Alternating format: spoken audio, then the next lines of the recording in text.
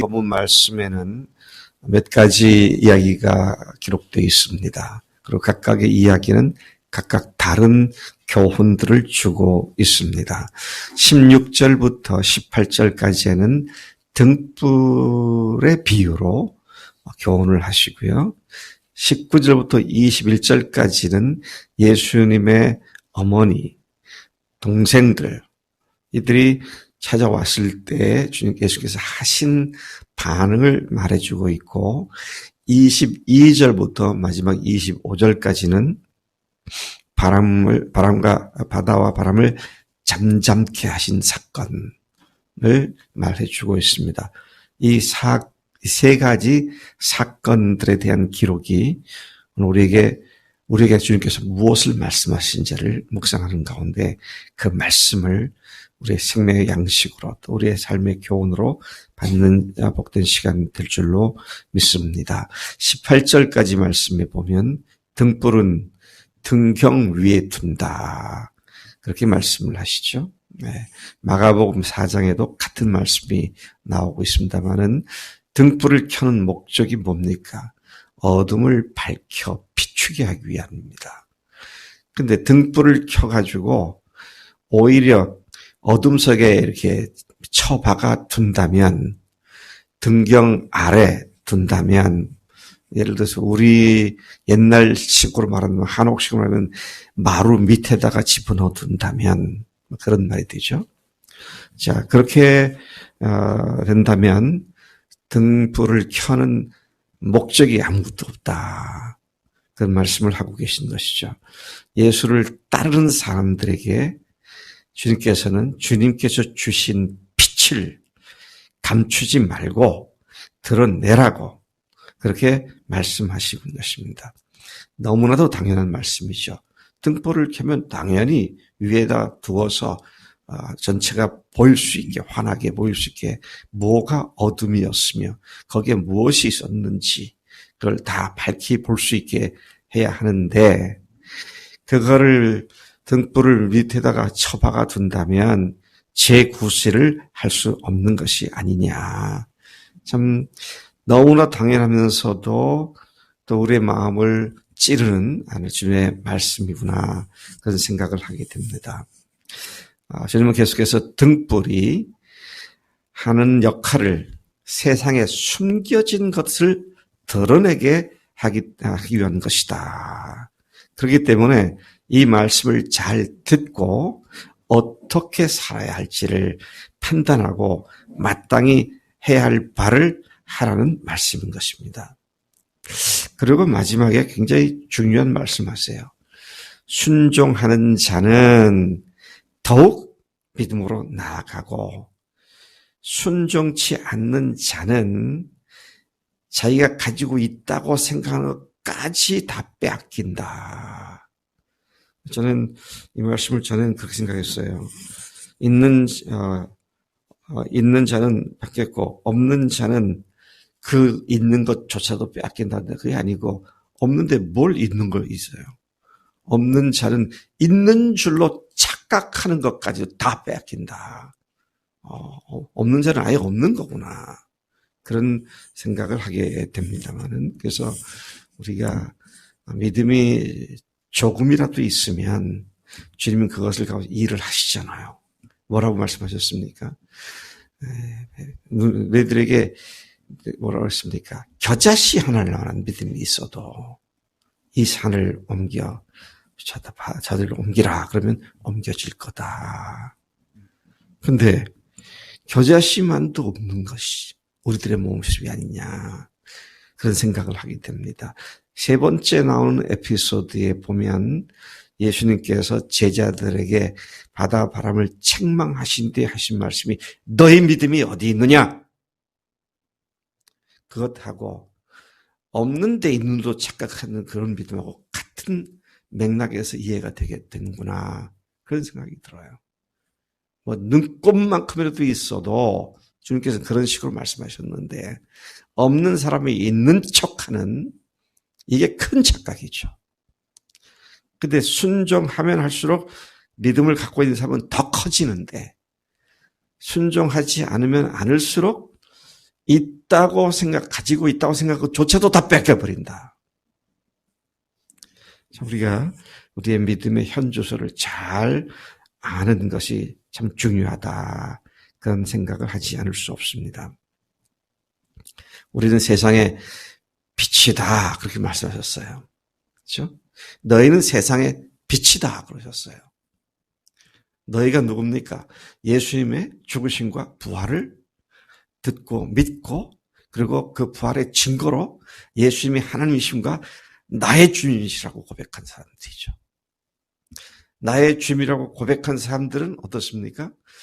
부자 청년 같은 삶을 살지 않는 사람들입니다. 믿음 있는 줄 착각하고 있지 않고 믿음대로 사는 사람들이에요. 오늘 이 말씀이 있는 것 같이 생각하는 것조차 빼앗긴다.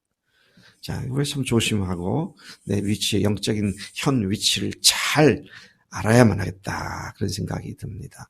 19절부터 21절까지에는 예수님을 찾아 나선 가족들, 어머니와 동생들이 마침내 예수님이 계시다고 하는 집 앞에까지 찾아왔습니다. 그들이 예수님을 찾아온 동기는 예수님을 붙잡고 집으로 데리고 가려고 온 것이죠. 이분이 무슨 사역을 하나, 내 아들 예수가 어떻게 지내나, 밥은 먹고 지내나 이런 거 아닙니다. 미쳤다고, 동네 사람들 보기 창피하다고 예수를 붙잡아 가려고 왔었던 것이죠. 근데 그 집에 사람들이 워낙 많이 모여 있었기 때문에 그 인파를 파고 들어갈 수가 없으니까 사람을 보내서 전가를 하여 우리가 여기 왔다고 좀 알려달라고. 그래서 그 얘기를 들은 예수님께서 오랜만에 가족들을 만나니까 반가워서 뛰쳐나간 것이 아니라 또는 지금 급하니까 지금 내가 일하고 있으니까 조금만 기다리라 그래라. 그렇게 얘기를 하든가. 그게 정상적인 가족 관계에서 할 수 있는 일이 아니겠는가. 아주 매몰차게 주님께서 말씀하십니다. 누가 내 가족이냐? 누가 내 동생이냐? 누가 내 모친이냐? 여기 있는 이 사람들, 하나님의 말씀을 받고 그 말씀대로 사는 사람들이 내 동생이고 내 가족들이다. 참 주님의 가족관, 새로운 가족관을 분명하게 드러내시는 말씀으로 생각되어집니다.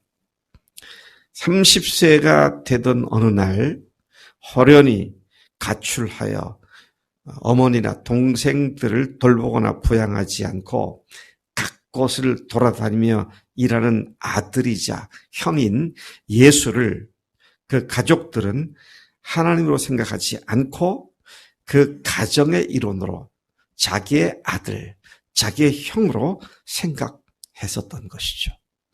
근데 주님은 이미 첫 번째 공적인 이적이었던 가나 혼인 잔치 때 이미 예수님께서 선언하셨어요. 어머니 마리아가 포도주가 떨어졌다 그러니까 딱 뭐라고 그래요? 여자요. 그것이 나와 무슨 상관이 있습니까? 여자요라고 그랬죠. 그 맥락에서 오늘 이 말씀이 이해가 되고요. 다시 또 예수님께서 당신의 죽음을 애통해하고 가슴이 찢어진 듯한 아픔을 느끼고 있는 마리아를 향해서 십자가 위에서 여자여 보소서, 요한을 가리켜 아들입니다. 당신의 육신을 돌볼, 나를 대신해서 돌볼 당신의 아들이 요한입니다. 그러니까 나를 육신의 정에 메어놓지 말고, 나를 육신의 정에 계속 그렇게 담아두지 말고 나를 똑바로 아세요. 그런 의미이기도 하죠. 여러분, 우리가 예수님을 믿는 사람들이 육신의 가족들에게 얽매이는 것이 당연한 걸로 생각하는 것 같아요. 안 당연합니다. 네, 안 당연해요. 저도요, 한 30여 년 전에 미국 이민 가려고 동생이 미국에다가 이민국에다 신청을 다 해놨었어요. 근데 그때 보니까 우리 가족도 다 미국 갔더라고. 우리 둘만 남았더라고요. 근데 주님께서 여기 할 일을 말씀하시니까 그냥 인터뷰 돼서 나오게 되면 그때 결정하자. 이 두만 품지 말자. 그런 대사관에 연락을 했죠. 내 동생이 신청했는데 안 갈 테니까 취소시키라고. 그랬더니 대사관에서 다시 나한테 연락 왔더라고. 신경질을 내더라고요. 당신 신청해놓고 그럼 되냐고. 내 마음이지. 여러분, 그렇다고 다 오늘부터 부모 자식 정딱 끊고 그렇게 하는 말이 아닙니다. 성경도 그랬어요. 자기 가족을 돌보지 않는 자는 안 믿는 자들보다 더 악한 자들이다. 우리가 가족을 돌보고 또 관계하는 거는 당연히 해야 할 일입니다. 그런데 주님의 일을 하는 데 있어서 거기에 매이지 말란 얘기예요. 참 이거 우리 똑바로 알고 가족관, 예? 가족에 대한 나의 관점이 분명해야겠다. 예수님께서 이 말씀하실 때는 후대 사람들이 예수님이 무례하네, 가족들한테 이렇게 했네, 그런 생각도 할 것이라는 것을 다 아시고 이 말씀하실 거예요.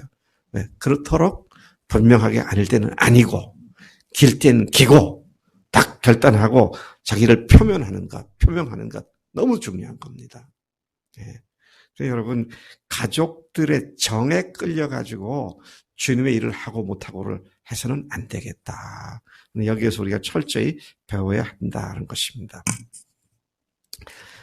주님 참 놀랍습니다. 21절에서 내 어머니와 내 동생들은 곧 하나님의 말씀을 듣고 행하는 이 사람들이라. 여러분들, 하나님의 가족들 맞죠? 아멘. 아멘. 주님이 말씀하시면 100% 순종하는 그런 하나님의 사람들, 하나님의 가족들이라고 주님이 친히 선포해 주신 것을 보게 됩니다. 자, 그래서 제가 여기에 기도 제목 하나 생각하게 되는데, 우리 교회가 세워질 때 받은 소명 3가지 중에 마지막이 영원한 운명 공동체, 하늘 가족 공동체잖아요. 우리가 육신의 가족 관계는 사실 이 세상에 끝납니다. 천국 가면 알아보겠지만 거기에서 가정별로 또 생활하는 거 아니에요. 그런데 예수님을 다시 오게 될 때 어떻습니까? 하늘의 가족들로서 우리가 한 가족이 돼서 함께 주님을 영원히 경배하고 살게 되는, 이것이 분명하다면 다영이가 저기 미국에 있는 내 동생보다 내 아들보다 더 가까울 수가 있지. 은혜자매가 내 딸보다 더 가까울 수가 있지. 아니야, 말이 좀 이상하다. 가까울 수 있지가 아니라 가깝지. 그러면 육신의 가족보다 더 못한 삶을 사랑하면서 하늘 가족이다 그러면 뻥이지, 뻥. 그러니까 내가 늘 그러잖아요. 말이 되게 믿자고. 자, 그런 교훈을 주님께서 우리에게 주시는데 그렇게 사십시다. 예. 25절까지 마지막을 보면 그 유명한 풍랑을 잠잠케 하신 사건이죠. 마태복음에도 나오고 마가복음에도 나옵니다. 예수님의 사역은 육체적으로 매우 힘들었고 피곤하셨습니다. 밤낮 가는 곳마다 수많은 사람들과 함께 가르치고 병을 고치고 그들 또 틈바기에서 공격해오는 바리새인과 사두개인들과 논쟁하며 그들을 묵사발을 내고 얼마나 피곤했겠어요. 긴장을 풀 수 있는 시간이 없었습니다. 너무 사람이 긴장의 연속이면 지치지요. 병납니다. 또 예수님께서도 너무 힘드셨죠. 그래서 얘들아, 호수 저편으로 건너가자. 그쪽에 가서 하실 일이 있었기 때문에 건너가자. 그리고 배에 타셨고 출발을 한 지 얼마 안 돼서 예수님은 깊은 잠에 빠지셨죠. 어떻게까지 깊은 잠에 빠졌나. 제자들이 보니까 풍랑이 일어서 배가 흔들리고 물이 배에 들어와서 물이 배에 잠긴다. 배가 물에 잠기는 정도까지 갔죠. 그 더 잠기면 침몰합니다. 그래서 급히 제자들이 예수님을 흔들어 깨우잖아요. 예수께서 일어나셔서 바다와 바람을 꾸짖으십니다. 오늘 보니까 꾸짖으셨다 그랬어요. 주님께서 깨어셔가지고 하신 일이 두 가지를 꾸짖으시더라고요. 하나는 지금 위해를 가하고 있는 바다와 바람을 꾸짖으셨고, 두 번째는 주님이 함께 동승하여 가고 있는 배에 같이 계시는데 죽을까봐 발발발발 떨었던 제자들의 믿음 없는 것을 꾸짖으시고, 여기도 보니까 그래요. 야, 이 믿음이 없는 놈들아. 그러셨지. 이 믿음이 적은 자들아. 안 그랬어요. 자, 이게 무슨 말입니까? 예수님을 제대로 알고 있지 못한 겁니다. 여전히. 예수님이 하나님이신 것을 알았다면 그들이 하나님께서 배를 타고 건너가시다 익사하니라 뭐 그런 일이 있을 거란 생각도 못할 거예요. 주님은 당신이 침몰된 배에서 익사할 거라고는 생각하지 않으셨어요. 그렇게 편하게 주무신 거죠. 당신이 창조주신데. 근데 제자들은 하나님인 걸 몰랐잖아요. 그러니까 깨어나서 책망을 하니까 제자들이 뭐라면 이 사람이 누구이기에 이가 누구냐 도대체. 이제 그렇게 얘기하고 있는 것을 우리가 다시 보게 됩니다. 주님께서 너희 믿음이 어디 있느냐. 근데 이 말씀을 묵상하면서 옆에 관주를 보니까 놀라운 말씀이 있더라고요. 시 106편 8, 9절인데 여호와께서는 자기의 이름을 위하여 그들을 구원하셨으니 그의 큰 권능을 만인에게 알게 하려 하심이로다. 이에 홍해를 꾸짖으시리 곧 마르니 그들을 인도하여 바다 건너가기를 마치 광야를 지나감 같게 하사. 여러분, 홍해가 갈라지고 말라진 사건에 대한 시편 기자의 기록은 뭡니까? 하나님께서 바다를 꾸짖으셨다. 홍해를 꾸짖으셨다 그랬어요. 그러면 제자들은 예수님께서 바다를 꾸짖으실 때 빨리 이 말씀을 떠올릴 만한 사건입니다. 왜? 그 전 역사의 전무후무하게 홍해 사건이었거든요. 그러니까 유대인으로서 이스라엘 사람들로서 성경을 거의 외우는 사람들로서 이 말씀이 자동적으로 생각날 수 있어야 하는데 전혀 생각지 못했던 것이죠. 그냥 단순히 인간으로만 알았기 때문이죠. 이스라엘 왕으로만 알았기 때문이죠.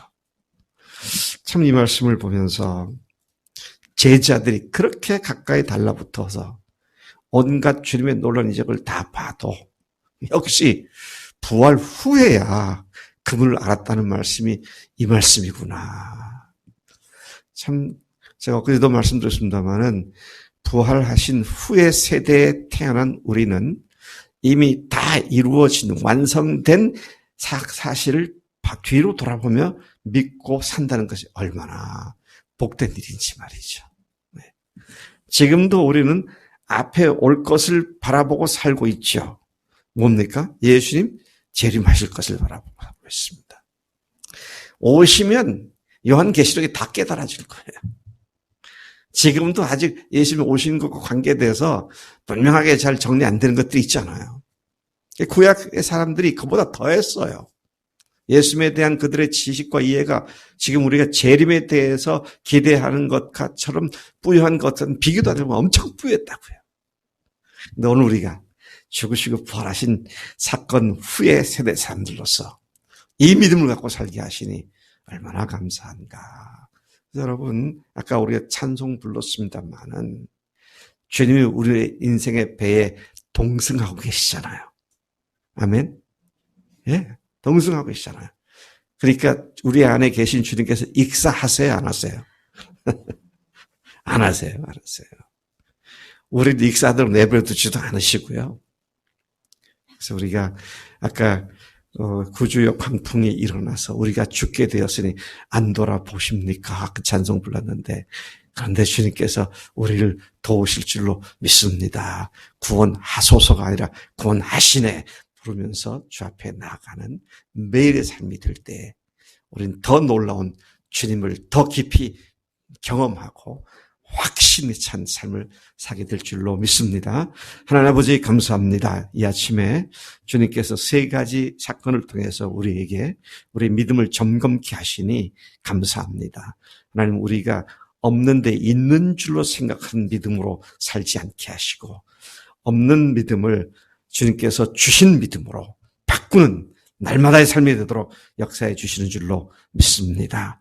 순종함으로 또 빛을 발함으로 하나님 주변 사람들에게 죄라고 지적하고 어둠을 드러내는 그 일을 통하여 하나님의 빛을 발하는 그 삶을 통하여 주님 우리의 소명을 다할 수 있도록 우리에게 날마다 새로운 능력을 더해 주시기를 빌고 원합니다. 믿음을 가지고 우리의 인생과 동승한 주님을 영화롭게 하며 주님을 더욱더 의지하며 주님을 더욱더 깊이 경험하는 매일 순간의 삶이 되도록 역사하시는 줄로 믿습니다. 오늘도 그렇게 주님과 동행하겠습니다. 주님 역사하실 때 주님께 영광 돌리는 하루가 되도록 인도해 주실 줄로 믿습니다. 감사하고 예수님의 이름으로 기도드렸사옵나이다. 아멘. 아멘.